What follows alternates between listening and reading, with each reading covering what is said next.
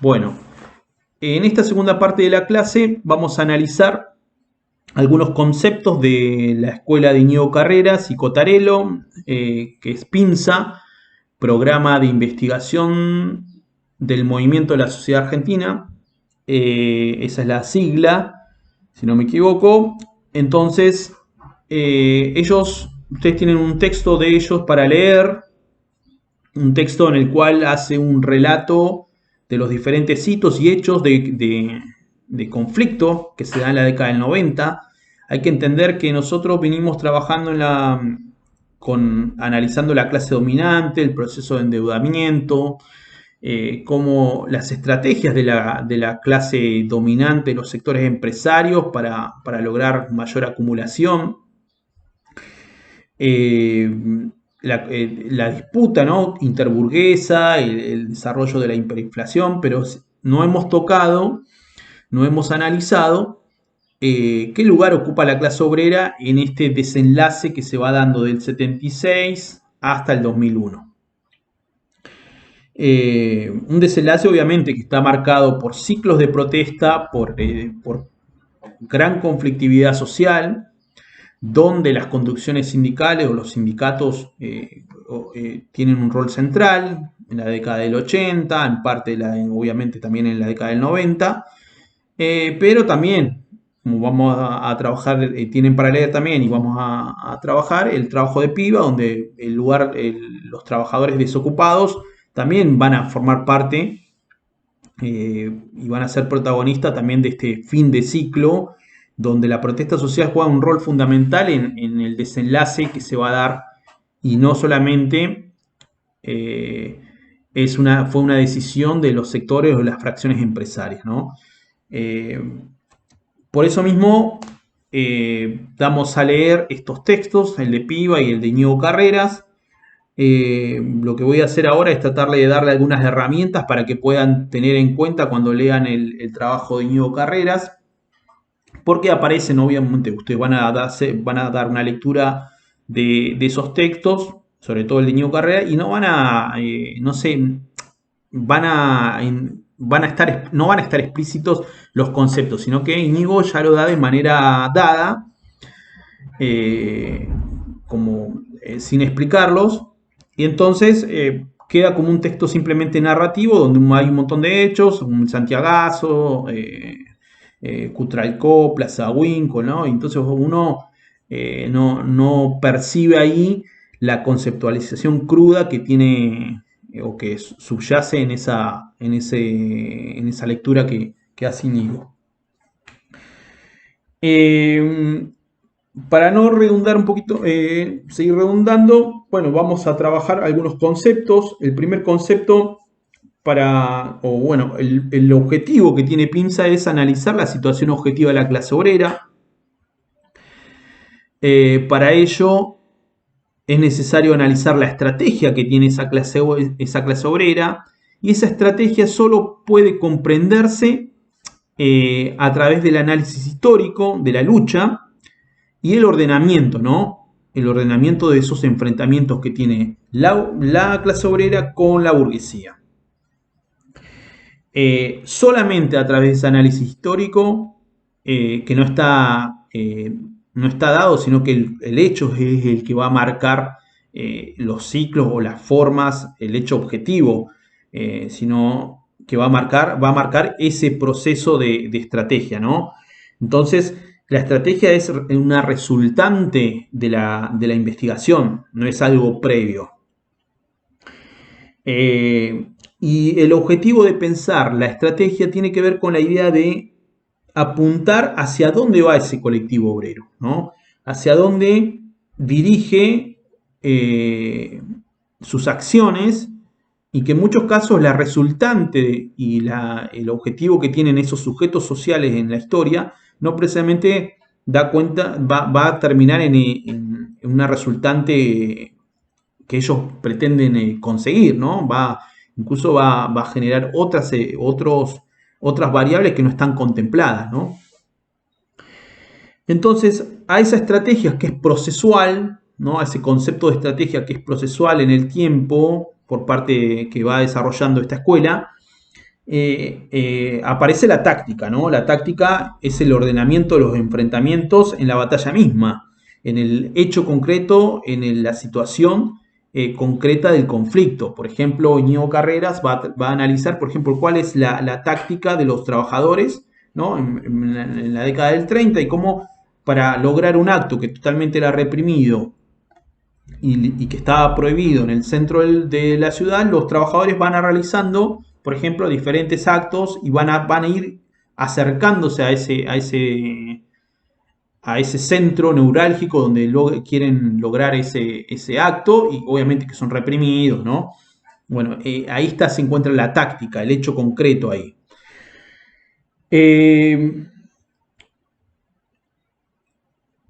Esto, bueno, yo ya señalé, ¿no? que la resultante de esa estrategia, ¿no? de esos enfrentamientos concretos, no siempre es lo que los protagonistas habían buscado, sino que es proceso de una relación dialéctica eh, donde hay diferentes choques de objetivos, ¿no? De objetivos políticos, donde hay diferentes voluntades.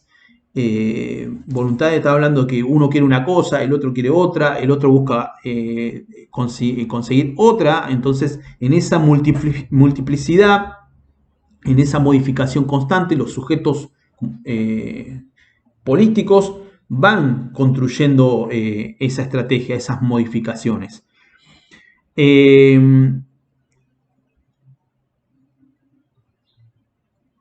Es necesario, ¿no? Según la escuela de Íñigo Carreras, no solamente investigar y tomar diferentes fuentes y no solamente plasmar a partir de esa fuente lo que piensa el trabajador o trabajadora, ¿no? El obrero o la obrera, sino que lo importante acá en esta escuela es lo que se hace, ¿eh? No solo lo que se dice. Es algo fundamental, es algo bien concreto que plantea esta escuela, donde lo que se dice no siempre es lo que se hace. Entonces vamos a recurrir a diferentes fuentes donde en muchos casos hay cierto planteamiento, objetivos, ya sea puede ser de un sector, de una fracción, de un sindicato X, pero lo que hay que analizar no solamente lo que dicen ahí, sino lo que hacen. ¿Cómo fue ese desenlace de manera concreta? ¿Cómo se desarrolló a partir de, obviamente, de un objetivo, pero si realmente ese objetivo se cumplió o no y qué resultante tuvo, ¿no? Entonces, eso es algo fundamental en esta escuela. Por otro lado, retoma Íñigo Carrera el concepto de experiencia de lucha, ¿no? No de experiencia como lo toma Epi Thompson, ¿no? Que es un concepto mucho más amplio, ¿no? Donde toma conceptos de formas de sentir, de la cultura.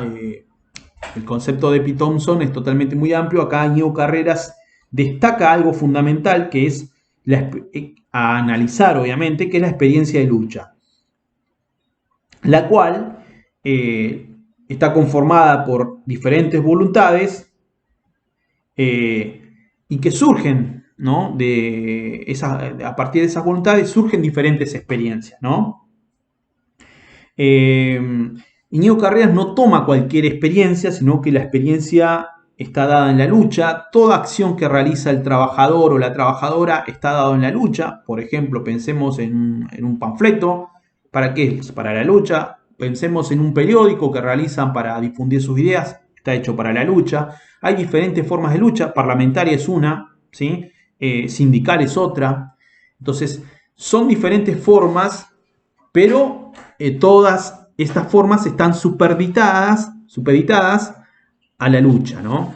Entonces, ese es un concepto fundamental a entender en el corpus metodológico de Pinza. Como forma de lucha fundamental y central para esta etapa del sistema esta etapa, esta fase del sistema capitalista en la cual nos insertamos. Íñigo Carrera como Cottarello señalan que es la huelga general. La huelga general es la forma principal de lucha y sobre la cual se subordinan las diferentes u otras formas de lucha, ¿no? Que vamos a analizar también. Ellos destacan que la huelga general es un indicador, ¿no?, para el análisis y la periodización de la historia del movimiento obrero. Es una forma de lucha que es parte de una etapa histórica, ¿no? Así como hubieron en otras etapas el motín, fue la forma crucial de lucha de la clase obrera, el sabotaje. Hoy la huelga general es la herramienta central de los explotados dentro del modo de producción capitalista general y dentro del conjunto de las diferentes formas de lucha de la clase obrera, ¿no? La lucha que, como comentaba, entonces el motín, la parlamentaria, la insurrección, ¿no? La huelga general como concepto es considerada como un momento en el cual los trabajadores se unen en contra del conjunto del sistema capitalista y donde aparece el Estado como expresión del poder de los capitalistas en ese conflicto, ¿no? Obviamente la huelga general es una lucha vinculada dentro del sistema jurídico institucional, pero es la que en cierta forma permite aglutinar a todas las fracciones de la clase obrera y permite generar una paralización mediante ese hecho concreto del conjunto de los, del sistema. Permite paralizar de forma bien sincrónica tanto el transporte, la producción, la extracción, ¿no? Permite, cuando se lleva a cabo, efectivizar directamente una paralización de la plusvalía.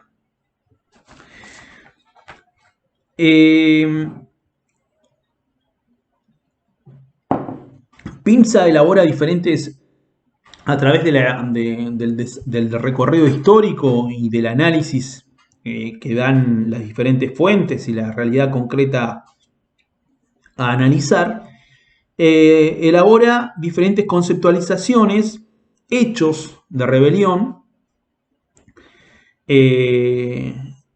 hechos que el conflicto otorga. O sea, me explico, el concepto no es previo, sino que el conflicto nace de un hecho concreto, ¿no? Uno entre las primeras, lo que voy a hacer ahora, bueno, mínimamente voy a dar cuenta de algunas de ellas para que puedan, una vez que analicen, una vez que realicen una lectura del material,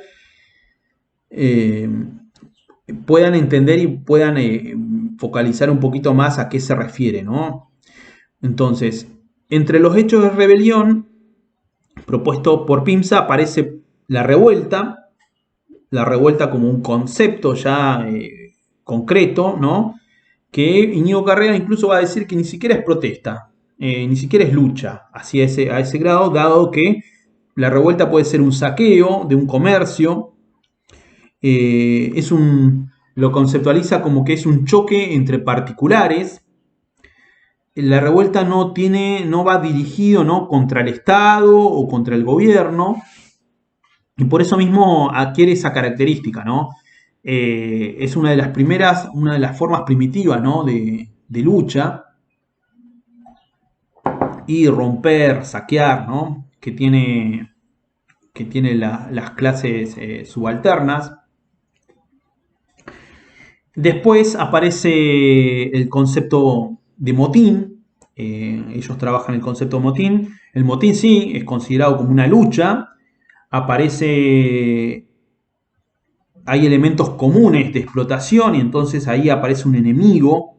Entonces, un enemigo que puede ser en este caso el gobierno. Entonces aparece el santiagazo, como, o sea, lo que fue en Santiago del Estero, el gobierno que fueron, quemaron, escracharon, eh, rompieron, ahí aparecía claramente el gobierno como enemigo, adquiere otro grado de desarrollo este tipo de este hecho de rebelión.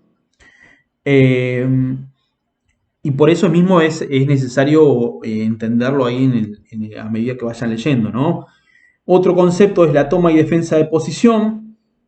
Ahí aparece como ejemplo Cutralcó, General Mosconi, Tartagal, ya en la casi finalizando la etapa, la década del 90, Plaza Huínculo, ¿no? Donde los trabajadores toman una posición, la ruta por ejemplo, y defienden ese lugar, defienden contra las fuerzas represivas. Eh, Aparecen otras fracciones sociales, aparece mayor grado de organización, con un grado donde se asamblea, donde se decide. En ese sentido aparece la idea de democracia directa, ¿no? De desinstitucionalización de las formas de participación, como puede ser el voto electoral o otras formas de canalización que tiene, llamémosle, la ciudadanía, ¿no? Dentro del orden institucional. La clase obrera, en este caso, crea formas de participación, de democracia directa, donde se definen las acciones. Eh, Esa como el motín, la revuelta, la toma de posición, y después aparece otro concepto que es la insurrección espontánea. La insurrección espontánea es como caracterización la que sucede en el 2001. Ahí hay un cambio fundamental porque aparece el enemigo a veces de manera confusa. A ese concepto aparecen dentro de esa misma insurrección aparecen las diferentes formas también de protesta, ¿no? Aparece dentro de ellos el motín, la revuelta, ¿no? Es un hecho mucho más amplio. Hay una oposición al sistema y hay una idea o cierta conciencia de generar una alternativa, que no está clara, ¿no? Hay una crítica también no muy clara hacia el poder político. No es la mera reacción como lo tiene la revuelta o el motín, sino que aparece la idea esta de sin mucha claridad de que es necesario que haya un cambio, ¿no? En el año 2001, la insurrección del 2001 implicó este concepto, ¿no? que fue que se difundió, ¿no? El que se vayan todos, esa premisa, que no estaba muy claro quiénes tenían que irse, si era el poder político, si eran los sindicatos, quiénes eran, la iglesia, cuáles eran, pero había un descontento generalizado que no se plasmaba, no se podía plasmar en un proyecto político o una salida diferente, ¿no? En cada hecho de rebelión, obviamente, hay diferentes grados de conciencia, diferentes grados de confrontación, donde hay un enemigo, o a veces no lo hay, ¿no? Y en ese grado de confrontación, uno establece una escala, ¿no? Entonces, hay una idea en ese grado de confrontación de destruir al enemigo, como puede ser una guerra civil, sí o no, ¿no? A esa insurrección espontánea, o sea, un grado mayor de desarrollo sería una insurrección armada o una insurrección revolucionaria ya directamente, donde hay un proyecto político y un enemigo concreto y hay un programa. Ese sería un grado donde la clase obrera ya forma parte de una estructura mucho mayor y donde directamente hay una disputa directamente o una necesidad de tomar el Estado, ¿no? De destruir al enemigo en este caso, que puede ser que es la burguesía, ¿no? Bueno, a modo genérico ahí le di cuenta de algunos conceptos, ¿no? Obviamente que se corre la idea esta de las conceptualizaciones que establece PIMSA de la idea de falsa conciencia, ¿no? Todos los hombres y mujeres tienen cierto grado de conciencia, eh, y siempre en este grado de rebelión, de conflicto, ¿no? de poder reconstruir esa estrategia de la clase obrera, hay hecho, la violencia aparece, ¿no? Como ruptura, siempre aparece la violencia. La violencia es algo intrínseco al sistema, eh, porque es entendido como una ruptura de las relaciones, ¿no? La violencia como ruptura de relaciones. Entonces, en este proceso de lucha hay siempre confrontación, destrucción del enemigo, confusión, recomposición de esa fuerza. Y por eso mismo es necesario pensar, ¿no? A veces cuando se dice hay un conflicto y se plantea, ¿no? Que no sea violento, que no es. Bueno, en todo proceso de lucha y de conflictividad social existe la violencia como algo intrínseco, que forma parte, algo que, la clase dominante, a modo de criterio, lo va planteando como que no es necesario llegar a ese extremo, ¿no? Cuando en realidad siempre está puesto el grado, la violencia forma parte del sistema, ¿no? Eh, Después el Neo Carrera, si bien vamos, no lo va a trabajar tanto en los trabajos o en el trabajo que tienen para leer, PIMSA va a trabajar también el proceso de cómo está compuesta la sociedad, ¿no? Cómo se hace movimiento de la sociedad, y en ese movimiento, ¿no? Se establecen diferentes alianzas, ¿no? Alianzas entre fracciones y clases sociales. La lucha podemos analizar a través de los hechos de rebelión también tiene un componente de alianzas, ¿no? Alianzas de clases o de fracciones. Para esto ahí tienen el gráfico número 3, donde hay un triangulito. Íñigo Carreras y sobre todo Cotarelo, va a trabajar el tema de la composición. Va a detallar de modo genérico una cúpula en la parte superior de la pirámide de capital concentrado. Después va a venir una pequeña burguesía acomodada, después una pequeña burguesía pobre y después la masa proletaria, ¿no? Ese es el ejercicio que va a trabajar, y de acuerdo a esa segmentación se va a analizar el grado de fuerza social que tenga la clase obrera. Por ejemplo, si vemos al peronismo, qué grado de composición tenía y qué grado de alianza fue conformando, ahí tienen, van a ver la segunda pirámide como ejemplo, donde se traza el componente, ¿no? Tenía casi nulo componente de capital concentrado, tenía gran parte, una pequeña parte de la burguesía acomodada, una gran parte de la burguesía, de la pequeña burguesía pobre, y un gran componente, obviamente, de la masa proletaria, ¿no? Entonces, ese componente triangular va a dar cuenta, ¿no? De la fuerza social que tenga, de la composición heterogénea que tenga esa alianza, y de la expresión de ese conjunto de la clase obrera, ¿no? Hacia dónde va, ¿no? ¿Quién conduce? Es algo fundamental. Cuando trabajamos la clase pasada, el tema de la clase dominante, y trabajamos, por ejemplo, hacía ese pequeño recorrido por el trabajo de Milciades Peña, donde analizaba el periodo, el primer gobierno radical, daba cuenta, ¿no? ¿Quién dirige la Unión Cívica Radical? ¿Quién dirige ese partido? ¿Cómo está compuesto? ¿Y quién dirige? Es algo fundamental entender, porque de ahí se plasma un programa, un proyecto. Si bien tenía un gran componente la Unión Cívica Radical de trabajadores, el proyecto, como señalaba en este caso Milciades Peña, era un proyecto de una pequeña burguesía acomodada que disputaba el poder político una vez que alcanzó el poder económico. Entonces, al entender el conjunto de la fuerza social, ¿no? Aparecen también la figura, ¿no? En el caso del peronismo, ¿no? La industria es un un garante de ese proyecto, es quien dirige ese proceso, y por eso aparece la idea de esta de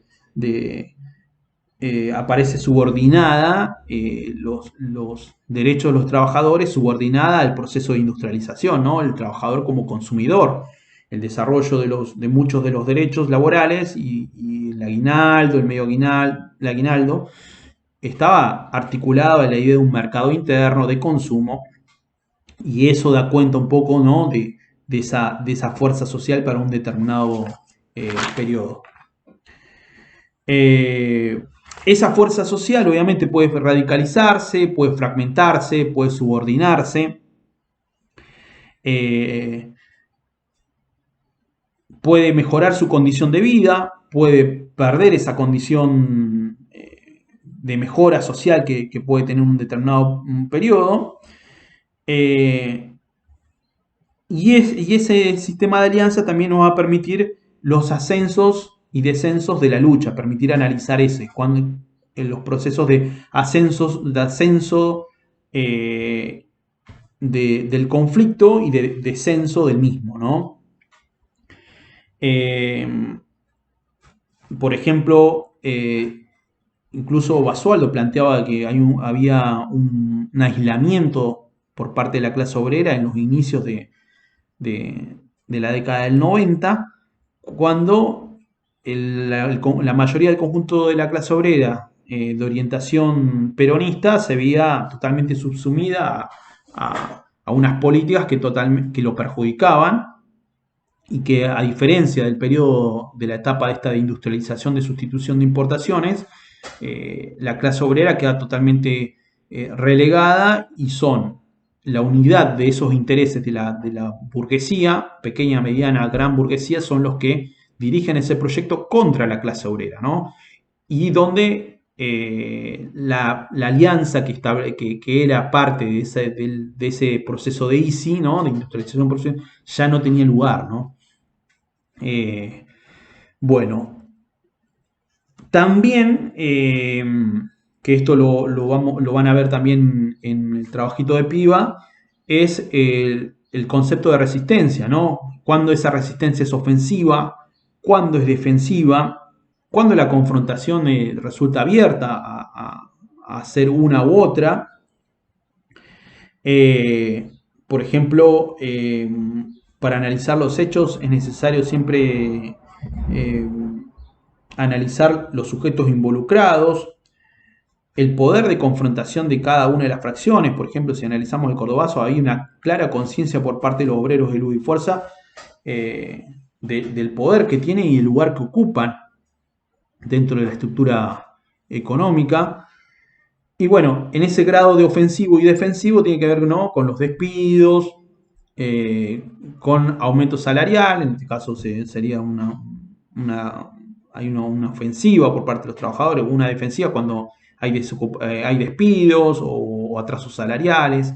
Bueno, esas conceptualizaciones es necesario tenerlas en cuenta, y bueno, las van a analizar y ver en el trabajo de estas últimas, en el trabajo de Piva.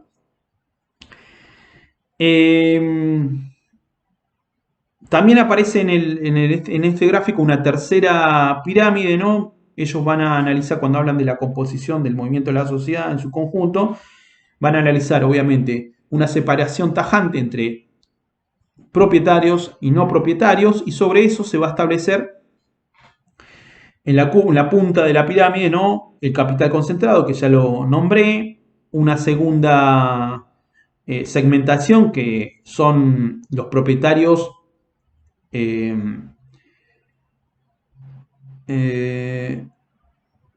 los propietarios de las condiciones de existencia y de los medios de vida de otros.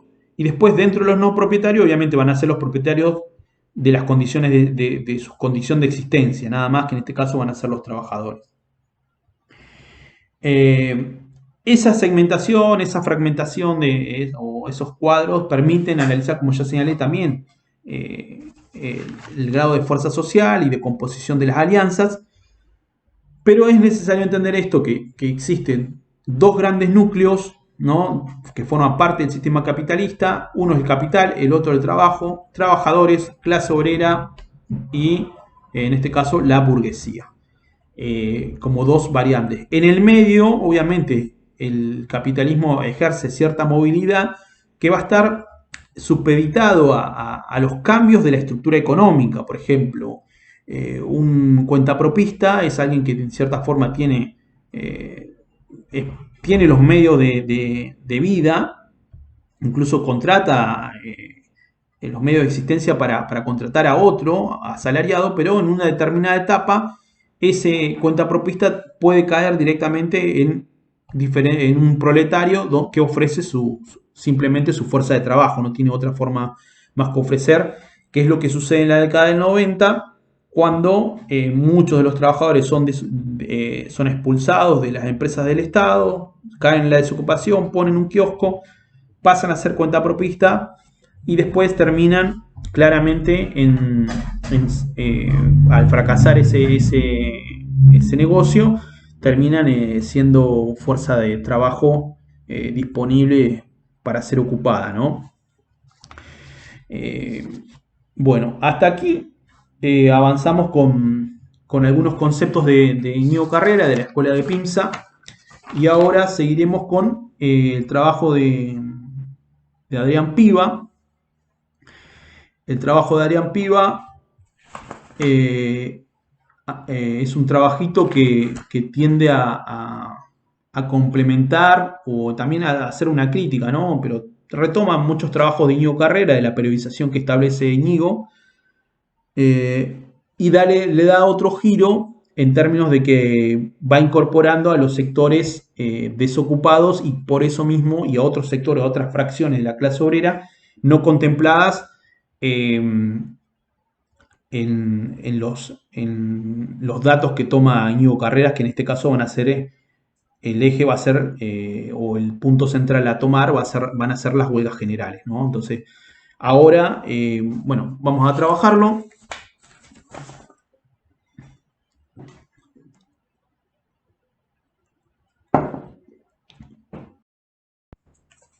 Bueno, continuando, eh, el trabajito que tienen que leer, que es el de Adrián Piva, toma la periodización de Íñigo Carreras, es más, lo utiliza para eh, complementar una nueva periodización que realiza, en este caso Adrián Piva. Y el resultado, obviamente, de esa complementariedad es diferente a la realizada por Íñigo Carreras. Íñigo Carreras, como ya señalamos, toma como indicador las huelgas generales, a lo que Adrián Piva pone en tela de juicio, dado que cuáles son los límites de tomar los ciclos solamente de las huelgas generales. Entonces, señala, ¿no?, que no se puede analizar en este caso ocupados, los trabajadores ocupados y desocupados. No permite analizar el proceso de fragmentación y segmentación que se da en esta etapa de la década del 90, incluso toman la década del 80. Y frente a eso promueve, ¿no?, realizar una nueva periodización incorporando o tomando, bueno, incorporando en este caso a los desocupados y tomando una nueva base de datos, en este caso de la Universidad de Quilmes, en la cual se pueda realizar una periodización por sectores y con ello también una periodización más general. Obviamente, a fin de dar cuenta de la evolución de la conflictividad laboral y de los cambios que se suscitan entre las conducciones de los sindicatos, las conducciones de las confederaciones y la base, que en este caso pueden ser las estructuras intermedias de los sindicatos o directamente los trabajadores en el lugar de trabajo. Como dato destacado, toma de modo comparativo el año 84 al año 90, ¿no? Un año en el cual se da un proceso de lucha ofensiva por parte de los trabajadores frente a la inflación, la hiperinflación que se suscitaba en la época del gobierno de Alfonsín. Y después pasamos ya directamente en el año 91-92 a una ofensiva del capital, y en esa ofensiva del capital, por ofensiva que vemos a través de las privatizaciones, de la flexibilidad laboral, de la pérdida de jubilaciones, lleva a que haya una fase ascendente de la conflictividad laboral hasta el año 96, en la cual se da una disminución de los conflictos. Entonces, del año 92 al 96, una fase ofensiva, más ofensiva del capital, y una fase totalmente, en este caso, cambia de ofensiva a defensiva por parte de los trabajadores, ¿no? Donde ya no se piden más aumento salarial, sino que los conflictos se dan por despidos, suspensiones y atraso salarial. La idea es de sostener, ¿no? El nivel de vida, o por lo menos algunas reivindicaciones básicas que tenía el movimiento obrero, o que gozaba el movimiento obrero en épocas anteriores. Entonces, eso es en esa periodización, lo tienen en el gráfico número 4, si no me equivoco, era 4, donde van a ver que hay un proceso ascendente de la conflictividad, incluso que no se supera en la etapa del 99 al 2001, donde se da la insurrección popular. Esa fase, ¿no? Obviamente está atada como ya señala, a la reforma del Estado, a la reforma de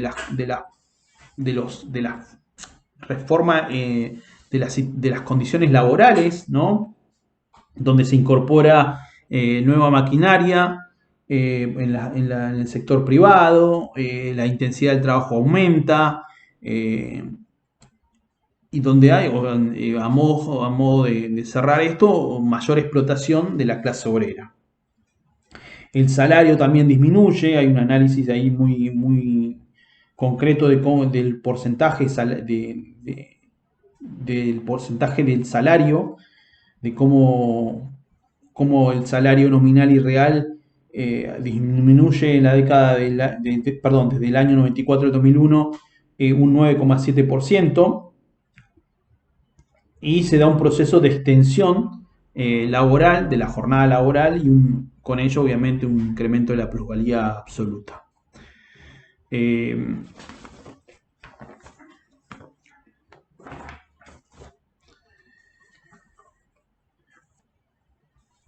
Por otro lado, lo que vemos es, y lo que analiza Adrián Piva, es esto que critica Íñigo Carrera, es a los trabajadores subocupados y desocupados, ¿no? Hace un análisis de estos sectores, lo cual implica una mayor complejidad en el análisis, y genera esto, el análisis de esto genera también un cambio en los ciclos de conflictividad.